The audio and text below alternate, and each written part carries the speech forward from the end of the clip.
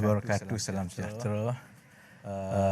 Yang berhormat Datuk Anifah Hajataib, Datuk Nazmi Tirun, Ketua Setiausaha Kementerian Ekonomi, Datuk Dr. Zunika Muhammad, Timbalan Ketua Kementerian Ekonomi, rakan-rakan media.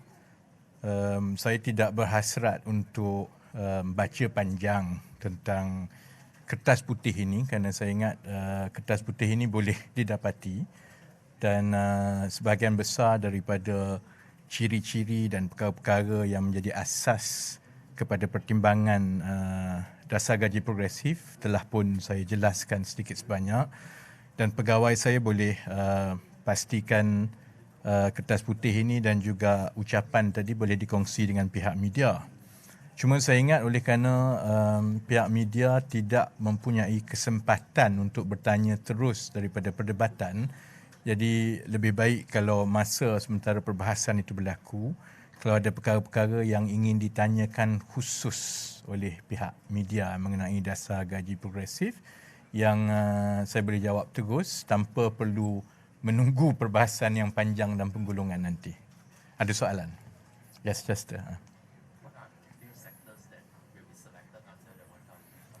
I don't want to preempt because it have to be done in an orderly manner, just to make sure that the whole process goes through transparently. Sebab itu kita akan bermula dengan jawatan kuasa. Jawatan kuasa kabinet akan memandu pelaksanaan, dan dari segi cadangan, sektor, syarikat, itu akan melalui proses itu di jawatan kuasa pelaksanaan yang dipengerusikan bersama juga oleh saya dan juga Menteri Sumber Manusia. Sudah tentu masa kita membangunkan ini, kita dah ada beberapa konsep dan juga panduan bagaimana kita nak memilih. Jadi ia perlu bergantung kepada beberapa syarat, pertimbangan. Sudah tentu pertimbangan ini perlu dibincangkan dan dimuktamadkan di peringkat jawatan kuasa nanti. Pertimbangan-pertimbangan itu termasuklah contohnya sektor yang berkemampuan untuk melonjakkan gaji dengan menyertai model ini. Sebab kita ada banyak sektor. Kalau sektor itu contohnya memang dari jurang gaji dia itu terlalu besar. Jadi kalaupun kita pilih dan kita tumpukan untuk projek rintis ini untuk sektor itu, kebarangkaliannya jumlah majikan yang mampu melaksanakannya mungkin terlalu rendah. Jadi faktor kemampuan dan juga in terms of gap, because the whole idea is to provide a lift off, and if the gap is too big, and the maximum we will provide is only 200 per month for fresh graduates and entry level, and 300 per month for non-entry level. So it's first it depends on that. Kedua, dia juga bergantung kepada sektor-sektor tumpuan yang diselaraskan dengan keperluan negara untuk ke arah our economic restructuring. Kita tahu contohnya ada sektor-sektor yang memang diberikan tumpuan. Jadi sektor-sektor yang begini sudah tentu akan dipertimbangkan. Dia juga bergantung kepada sektor-sektor kritikal dalam negara. Sektor-sektor yang kita perlukan seberapa ramai bakat, talent yang baru untuk sektor itu, dan satu lagi contohnya juga ia bergantung kepada sama ada syarikat atau sektor itu dari segi kesenjangan gaji dengan kemahiran itu terlalu tinggi. If we think that some sectors who are so underpaid and that sector has the financial strength with the incentive to push it up, so we will consider all these factors. Jadi cuma dia agak sukar untuk kita tetapkan sekarang because it's a voluntary opt-in. So we will decide panduan dia bagaimana, dan kita akan buka kepada pendaftaran bermula April, dan daripada situ I think we will know better. But those are the guiding principles. Yeah.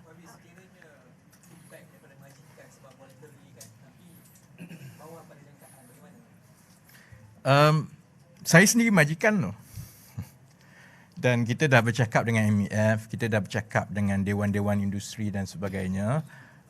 Saya yakin sebenarnya majikan akan menyertai. Isu dia lebih kepada yang Chester tanya tadi. Oleh kerana dia voluntary opt-in and first come first served, jadi satu risiko yang kita perlu tangani ialah oversubscription.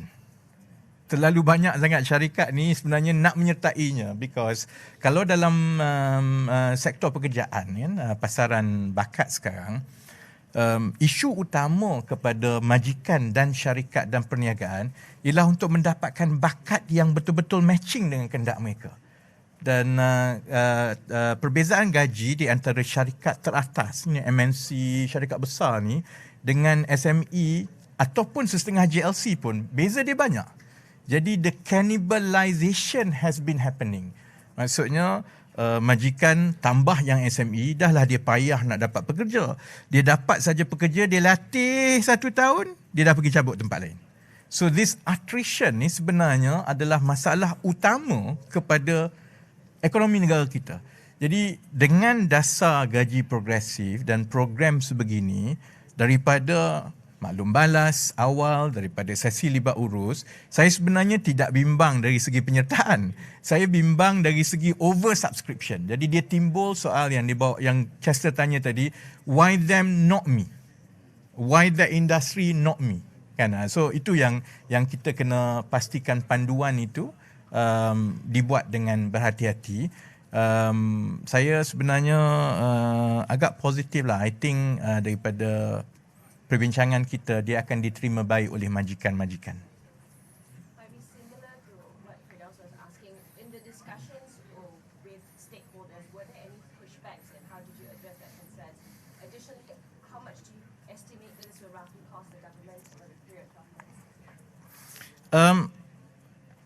I think when I and Kementerian Ekonomi, we started focusing on labour market reform, when we talk about labour market reform, obviously it's about pay, it's about upskilling. I have to admit that in the beginning, there was, to a certain extent, apprehension among employers, because some of them are still grappling from minimum wage. It has really pushed up the cost. So they were concerned that another round of mandatory wage increase will remove their competitiveness. But we've sat down with them and we've taken everyone's view. Dan keputusan untuk buat voluntary opt-in ini bukan sebab pushback, ini bukan sebab lobby, or it's our personal belief that at this moment, if we were to make it mandatory, our economy cannot absorb it, because 97% of the companies are micro SMEs. So the moment it is a voluntary opt-in with government incentive and with a commitment and structured upskilling for higher productivity on the part of the employees, employers have so far lauded it really well. Sebab itu saya ingat masa mula-mula kita bercakap tentang dasar gaji progresif, ada banyak yang berkata bahawa ini akan ditentang oleh MEF, oleh itu semua. They actually support it. By and large setakat ini majikan-majikan menyokongnya.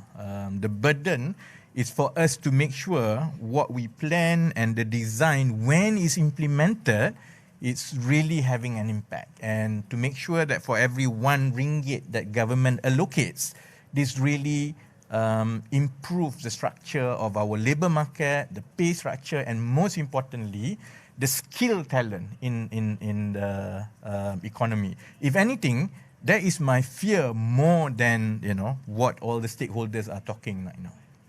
And in terms of how much you think? How much is actually in kertas putih. We've put in simulations.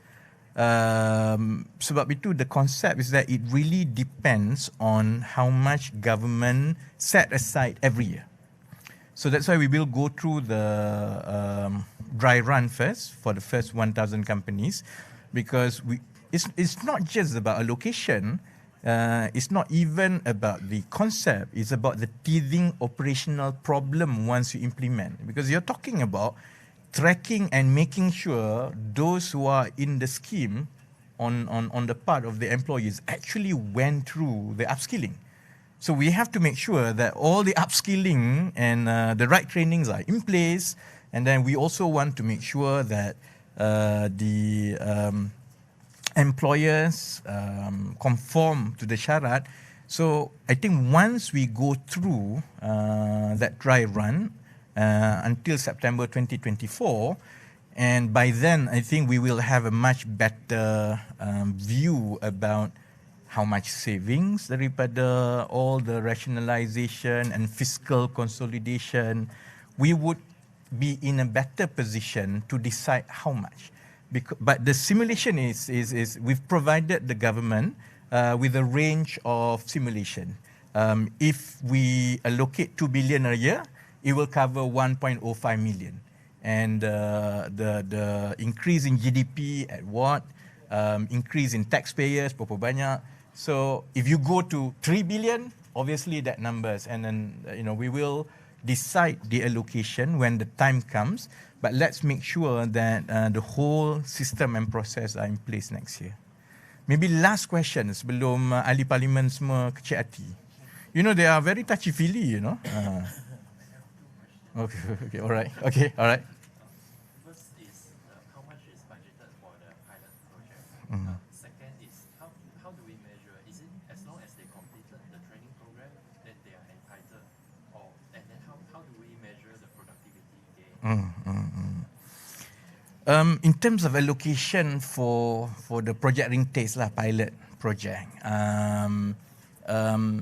we have to see when the how much it costs. We have to see when the registration opens and when the final selection of that 1,000 companies are done, because different companies actually have different numbers of employees.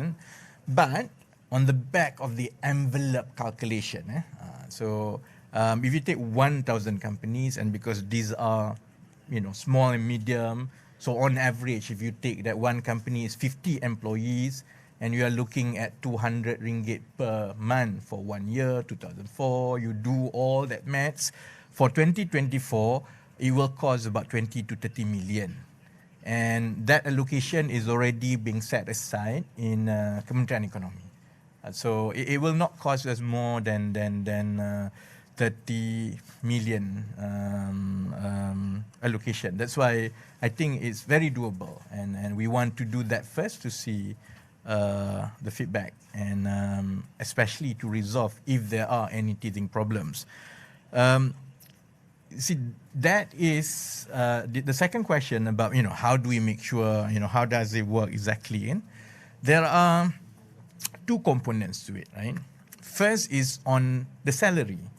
So salary, if a company qualifies for it because it meets all the requirement, and it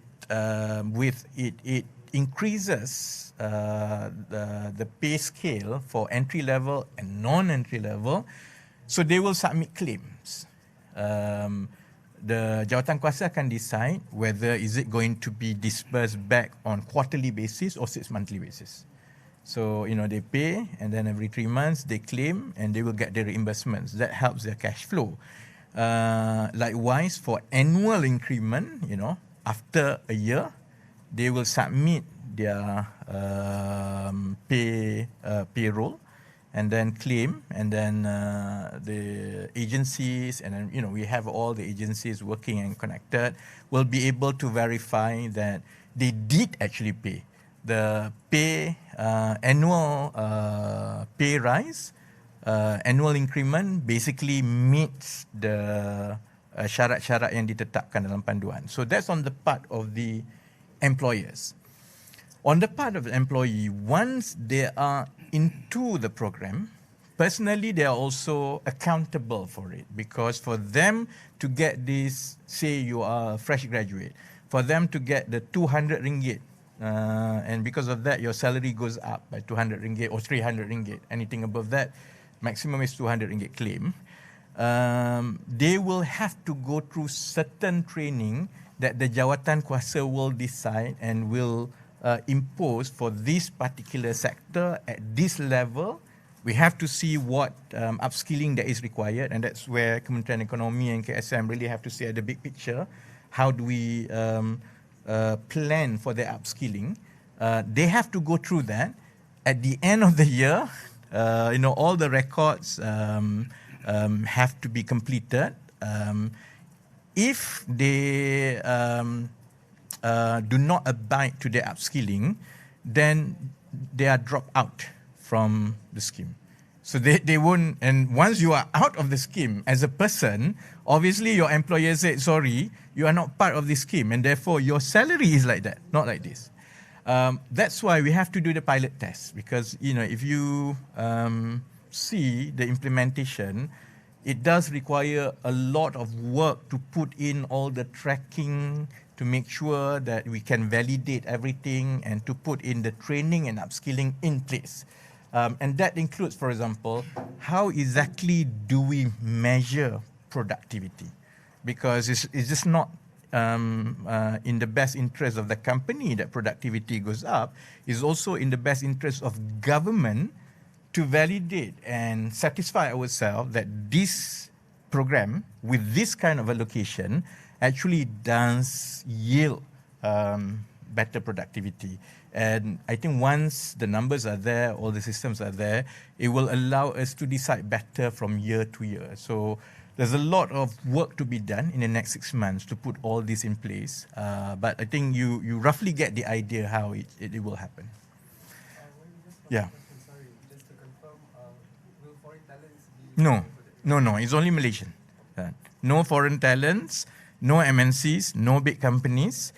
The focus is on those groups that are now most disadvantaged with the current labour market. And that is usually in between 1,500 to 5,000 ringgit, SMEs, and they are either entry-level graduate or non-graduate or semi-skill. Okay? Thank you very much. Razizi dia dah bercakap. Nanti dia kecil hati.